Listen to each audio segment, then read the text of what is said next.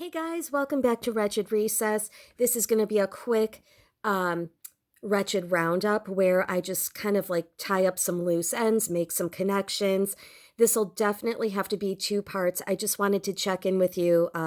After I made this Corey Haim video, I came down with the flu like the rest of the week last week. And then it was my birthday. So now I'm back and I just wanted to touch base. And this is part one of two. All right. Well, you guys love yourself some Corey Haim. You guys have never clicked on a video so fast. I'm glad you guys enjoyed this one. And I posted this because I hope Corey Haim didn't die. I always kind of, whoops, I always kind of question this because it doesn't really seem like any of these people actually die. And the majority of you guys said no. And then I don't know, like who's finding this now because this was like 90% of you said no, he didn't die. And then as of yesterday, other people started finding this and they're saying, like, yes, he did. So, anyways, it's still the majority of you said no. We've got 19% think he died, 77 no. And a couple of you agreed with me that the 911 call sounded like BS. To me, this 911 call was as bad as the River Phoenix one. Like, neither one of those sounded believable to me. I know my voice still sounds a little messed up. I'm like still not fully 100%, but I'm feeling a lot better. Okay, I'm going to have to come back to this in part two. I take notes on the stuff you guys tell me, and we're going to have to talk about Patrick Swayze and some of the characters he might play. So, whoever left me that comment, I will give you credit in the next part two, and we'll come back to that. Okay, Miami Visor. Well, since I was homesick, I had time to watch the documentary you recommended, Corey Haim, Me, Myself, and I. This is on YouTube. It's like 37 minutes long, and I highly recommend it. You guys like this video so much, so check that out. But Miami Visor was kind of saying that, like, this gives a glimpse into Corey Haim's not-so-sweet character. Seems like conditioning people on the world stage with narcissism is par for the course. Once they're on Team Evil, they're easily provoked, manipulated, and controlled. Here, I don't want to read that part out loud. Okay, so you can find this documentary on Corey Haim Central, I believe the channel is. I just subscribed to it the other day. Yeah, Corey Haim Central. And interestingly enough, this documentary, Corey Haim, Me, Myself, and I, is a Twin Tower production. Yeah, that's not creepy. Once I saw that flash on the screen, I just kind of settled in for greatness. I knew this would be good. When you play the video, there's some little flashing like lightning bolts or planes behind there. I'm not even kidding. This was, I believe, filmed in 1989. It was shortly after License to Drive because he mentions that was the most recent thing he was in. And he mentions he's 17 years old here. And I want to say this. Well, hold on. See, Twin Tower Presents.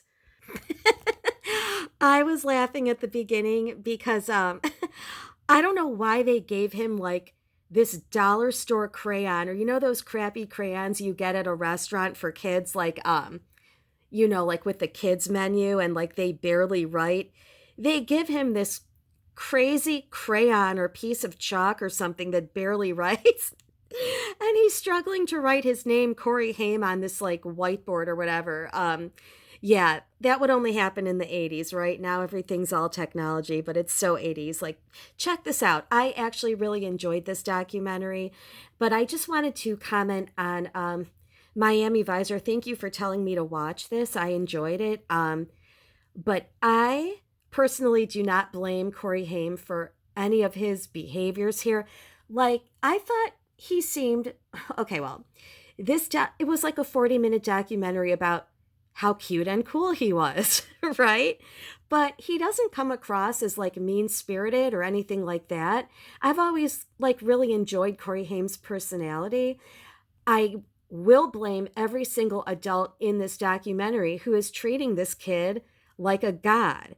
So it's kind of hard to blame the cute, cool movie star teenager, like blame the adults around him who literally are tripping over themselves to set up the lighting.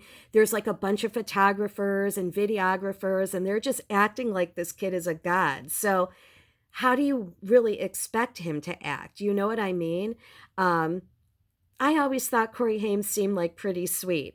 But yes, this is a 40-minute documentary about how cute and cool he is. Like, that's pretty much all there was to it. I love that his jersey says Hamster on the back. So, like, the first few minutes are just about how the hamster is great at every sport under the sun. And I cannot relate to that at all. I am very unathletic. I'm not good at any sports. And apparently, Corey Haim was great at every sport. So he plays tennis, he plays baseball, he plays ice hockey. He's amazing. By the way, no copyright infringement intended. This is from CoreyHaimCentral.com. I'm just, showing you little bits of it. Oh, yeah, I think he may have been skateboarding at one point, too. So after we learn that he's great at every sport, then he's driving his super cool red convertible around Los Angeles. I love that for him. It's a really nice car. And he's just driving, and he has like a camera attached to like whatever the side of the car. And he's basically just talking about how he loves to drive around Los Angeles. Okay. So then they show like, yeah, like they show these adults just catering to him. Like this Patsy is blowing up the pool float. Um, it's a crocodile pool float. And you'll see, I'll show you like how like they're acting when he's in the pool. Um, that one guy I used to talk to online with the MJ conspiracies, he had a whole alligator and crocodile conspiracy. I wonder if this fits in with that. It's a crocodile pool float. But yeah, they show this lady just blowing up the pool float. And remember, he's only 17 here, open secret. You can see, like, he's very sexualized. Wait a second, I went back a little bit. Look at this. This is ridiculous. Yeah, they're just showing him. Anyways, that's enough of that. You guys can watch the rest of this, but yeah, it's enjoyable, but you can see how sexualized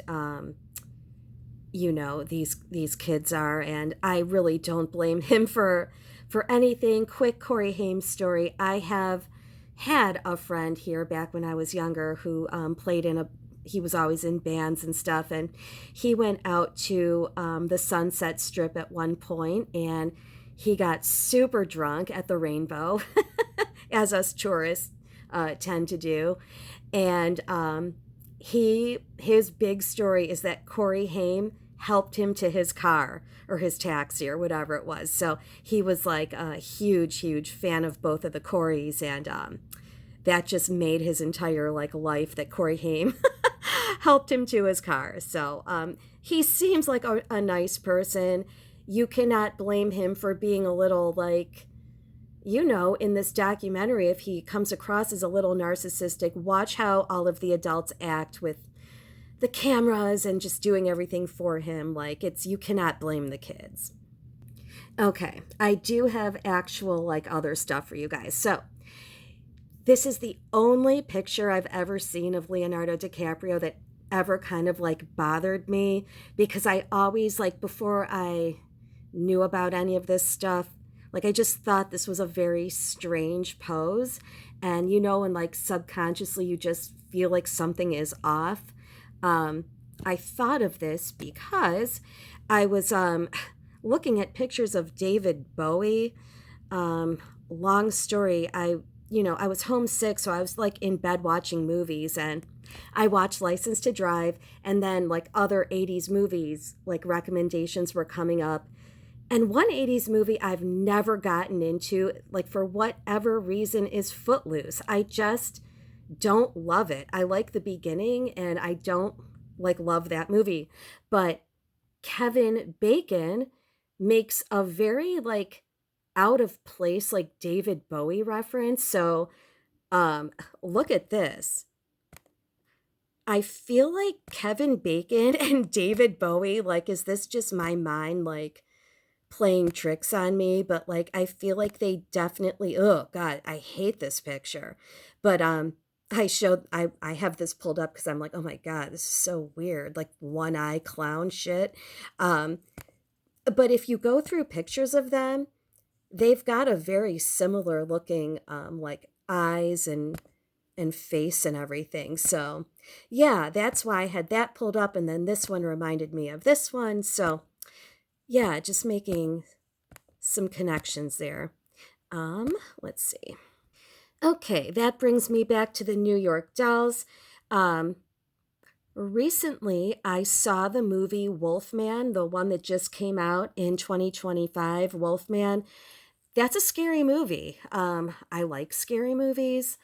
But it got me thinking, like, what's up with all the wolf and like werewolf stuff? Um, that seems to be like a big important theme. And so I was thinking about that video I did on the New York Dolls, and in their probably their most famous song, Personality Crisis, there's stuff about turning into the wolf man, howling at the moon. See, it goes, and you're a prima ballerina on a spring afternoon, change on into the wolf man howling at the moon. Ow! So this was the movie I saw. I don't want to spoil it, but there's a couple family members that turn on into the wolf man. And so then I just started thinking of all of the things about turning into a wolf or a werewolf, howling at the moon. Michael Jackson's Thriller, big one of like the biggest music video of all time, happens to be about that. Don't even get me started on that statement at the beginning of Thriller. This film in no way endorses a belief in the occult. Especially not with a red and black jacket with like a pyramid on it. And then, so that Thriller video was in 1984. In 1985, you get Teen Wolf with Michael J. Fox, who turns into the Teen Wolf, and when it's a full moon, and his father also turns into a werewolf. I don't want to spoil the new movie, but it's kind of like a similar thing to this. Spoiler alert. It's also a father and son that turn into the Wolfman. And the newest one, it's definitely like a pretty disturbing movie. So yeah, you have An American Werewolf in London, which I am ashamed to admit I've never seen this. But kind of the same thing. He like turns into a werewolf, and An American Werewolf in London is written and directed by John Landis, who didn't he direct Thriller? I literally like cannot believe I'm just, like maybe I did know that, but since I've never seen this, that didn't like super matter to me that much. But I feel like now I need to look more into this John Landis guy. Um, yeah. So what do you guys think? That's like a pretty big werewolf theme going on. All right, guys, that's part one. In part two, we're going to talk about Patrick Swayze. We're going to talk about more New York, more New York Dolls. Their song Babylon. Sorry about my scribbles here. I watched The Ninth Gate with Johnny Depp. We've got a lot to talk about. So I will see you in the next video. Thank you for watching. I have to go to this community theater musical rehearsal, and I'm still in my pajamas. So I've got to get going. Thanks for watching. Talk to you soon. Bye.